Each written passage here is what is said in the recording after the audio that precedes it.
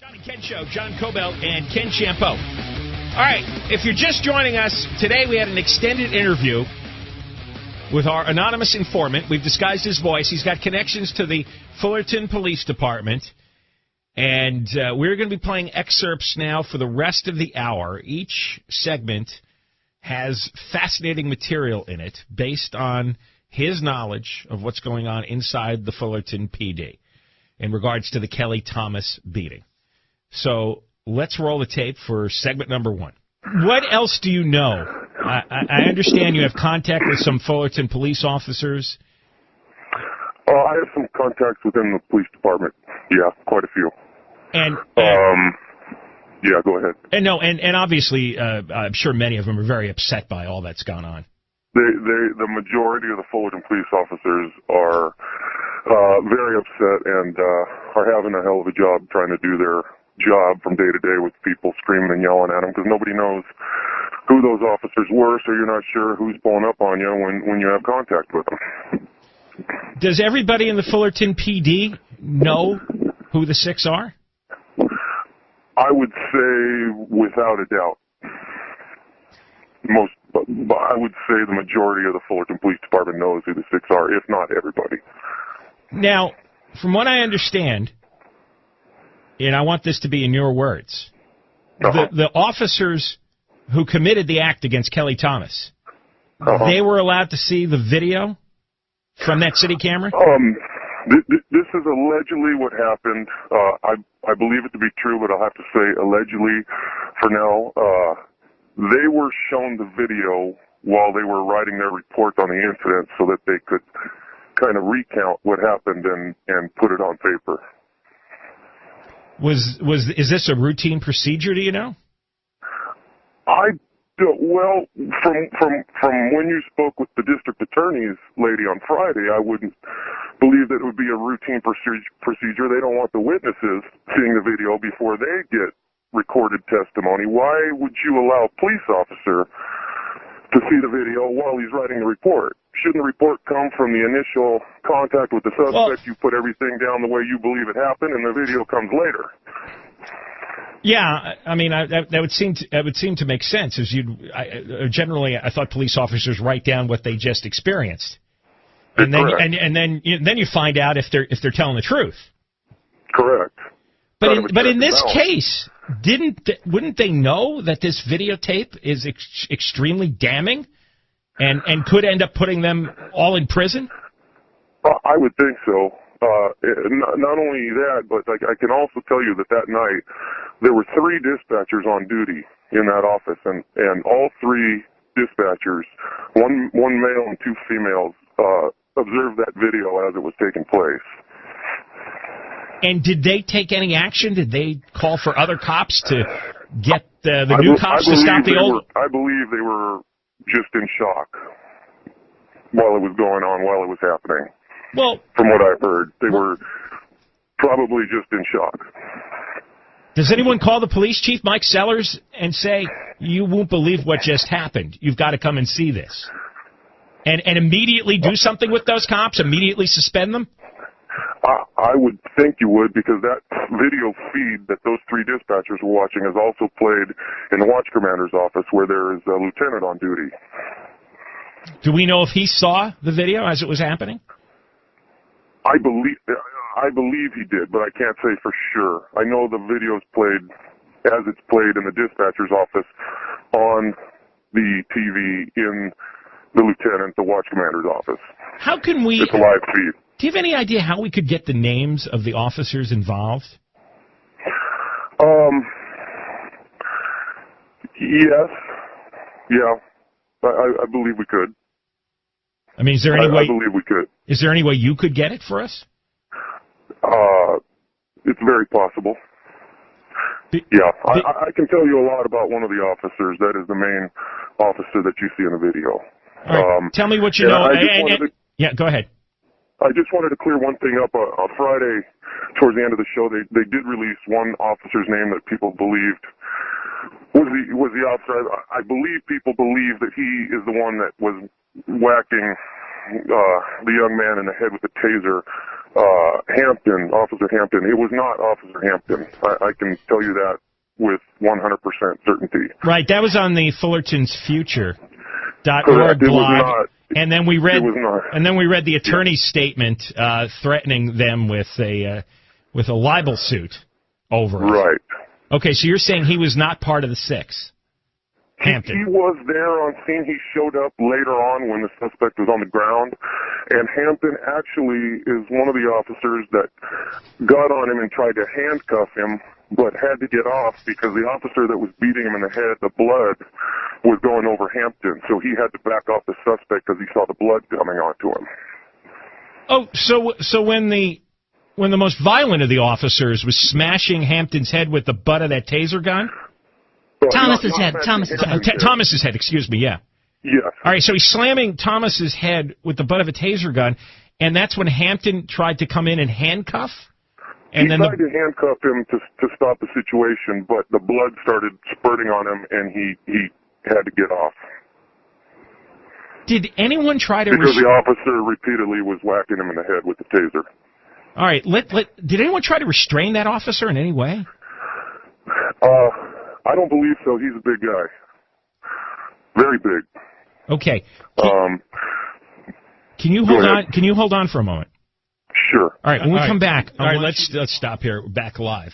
All right. Next segment, right after Terry Ray's news, we're going to talk to the anonymous informant further, specifically about the officer who was smashing Kelly Thomas's head with the butt end of that taser, and then did the knee drop, smashing the knee into his nose and throat.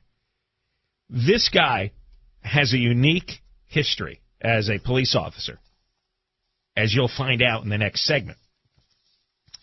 And in fact, it's hard to believe if what our informant is saying, if what our informant is saying is true. It's got to be the guy, same guy, whose name I'm looking at in these news stories from 1998, and it's a LAPD officer who was on duty for about 3 weeks, and he got shot 6 times and lost an eye.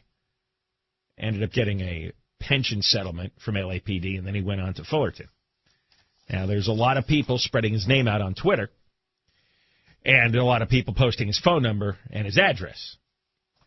I don't think anybody needs to take any action against this man. We're going to get the Orange County District Attorney to do the right thing. And so there's no need to do any vigilante justice here. That's why we're, at the moment, since I don't have absolute proof, I mean, we have an anonymous informant. We know the guy's name, but he's relying on other informants inside the Fullerton PD as to who this guy is. So we're getting this story in a second hand here. But there can only be one person with this background. But we haven't seen the videotape yet either. And in any event, you'll hear the conversation with our anonymous informant next as he talks about the officer who it seems did the most damage to Kelly Thomas in Fullerton. All right, so that's coming up next. John and Ken Show, John Cobelt and Ken Champeau. Well, with the cover-up going on in the Fullerton Police Department and a decided lack of media coverage, we're going to continue presenting the interview with our anonymous informant with ties to the Fullerton PD as we try to hone in on who exactly administered that terrible, deadly beating to Kelly Thomas on the night of July 5th.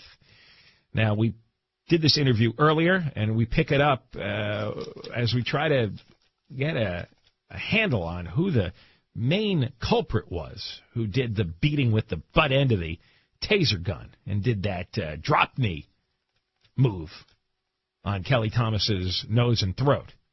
So let's continue. And again, we have altered our informant's voice. Roll.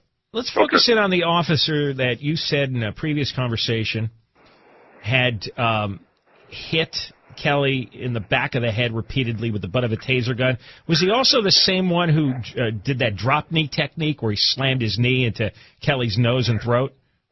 Yeah, that's correct. All right. What's his story? What do we know about him? This officer, is actually a retired LAPD cop. Back some years, I believe the year was 1997, he had only been out of the academy a few weeks and was actually shot on duty. He was actually shot in the eye. And LAPD refused to put him back on duty on the street. So the city voted to give him a retirement, and he ultimately got hired on with Fullerton Police Department. And he lost the eye in that shooting? That's correct. And Fullerton was willing to take him even though he had one eye? That's correct.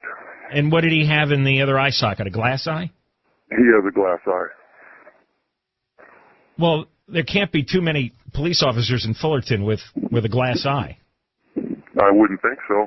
And you're sure this is the officer who did all that damage? That's the officer. And you know this from your contacts? That's correct. Is he the guy, one of the 6 was immediately placed on administrative leave? That is not him. That is not him? No. This officer, believe it or not, Friday night after that letter came out that they had reassigned all the officers off the streets, is now assigned to the gang unit. The gang unit? In plain clothes.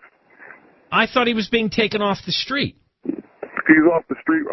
I can't speak for sure that he went out on the street that night, but he was reassigned to plainclothes duty to the gang unit.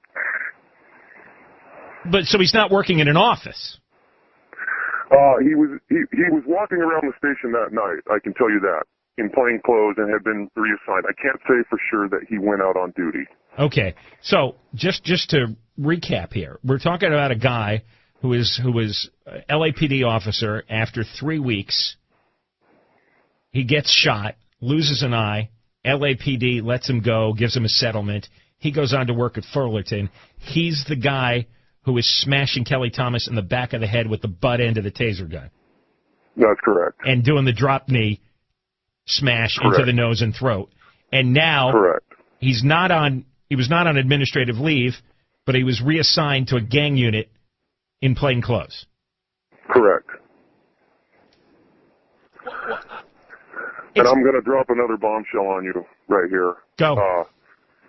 Shortly after the beating, and I can't say for sure it was the same night or the next night he was on duty, that officer was overheard by other officers in the locker room bragging about how he had beat the crap out of that guy so good.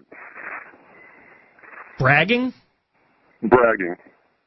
Openly in the locker room. Oh, dear. Did he say why he beat Kelly Thomas so badly? What was the provocation? I couldn't tell you. I couldn't tell you. I would think the guy's big enough on his own, he probably could have laid on him and kept him on the ground. How did the other officers react to this bragging? Do we know? They're not happy. They can't. I can tell you that previously, before this ever happened, some officers haven't liked his heavy-handed tactics on the job and don't condone what he does. But this is a murder. This is way beyond just random police abuse. I would say this is getting bad, yeah. What else do you know? Anything else? I can speak to you a little more about the that video camera. You want to talk about a good video system. That camera, actually, when it zooms in, it has daytime and nighttime capabilities and can pretty much count freckles on somebody's chest if you zoom it in close enough. And one of the dispatchers zoomed it in? Yeah. So it's real clear who did what? It's real clear. And I would guess that that's why the district attorney's office isn't releasing the video. It doesn't seem like there's any way you can't charge these cops.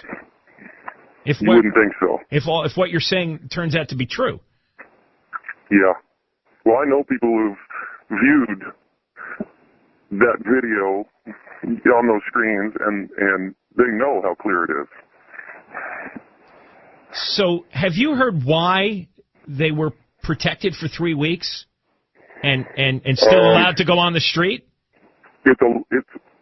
I believe it's an ongoing, long-going problem with the Fullerton Police Department, with cover-ups, with giving lots of leeway to do what you have to do your job. Have there been a lot of beatings in Fullerton? I don't specifically know about a lot of beatings. I know there's been other instances where things are swept under the rug, are covered up. Well, what about the police chief here? I'm not really sure. You would think a guy like that would probably be at work 18 hours a day right now trying to figure out what to do. But, I mean, why was he willing to look the other way? It's one thing to have, other Yahoo cops in the locker room look the other way, but why the police chief? Yeah, I don't know. I believe he's kind of letting the lieutenants and captains figure it out at this point. This is Mike Sellers we're talking about. He's the police chief, correct. Does Mike Sellers understand what's going on? I mean, now everyone's covering the story at length. Does he understand? Yeah, I think because of the lag time in not being reported, everybody thought they were clear. If you know what I mean. But and when Kelly Thomas's dad came out, that kind of started the ball rolling, and people started getting scared. But when Mike Sellers saw the video of what this cop did to Kelly Thomas and all the rest of them, that didn't sicken him enough to immediately turn these cops in himself? I would have thought he would have driven over to the DA's office himself with the video and said, charge these guys. You would think so. All right. You would think so. We've got to go. We've got to do the news. If you have anything else, let us know, all right? I've got more. You got more right now? Sure. All right, well, we'll hold on the line, all right? Okay, back live here. That's an interview we did earlier with our anonymous police informant, his voice disguised, and it is stunning what he's revealing. That everybody in the police department knows who the six are, that Mike Sellers should have known that night after seeing the video. The video was live on video screens inside police headquarters, and yet for 3 weeks these cops were allowed to walk the streets as if nothing happened. It's shocking, the culture of this police department. And the officers are upset that people are shouting at them and calling them names? Their morale is down? Seriously? Kelly Thomas suffered just one of the worst, deadliest beatings imaginable. And you guys are worried about your morale.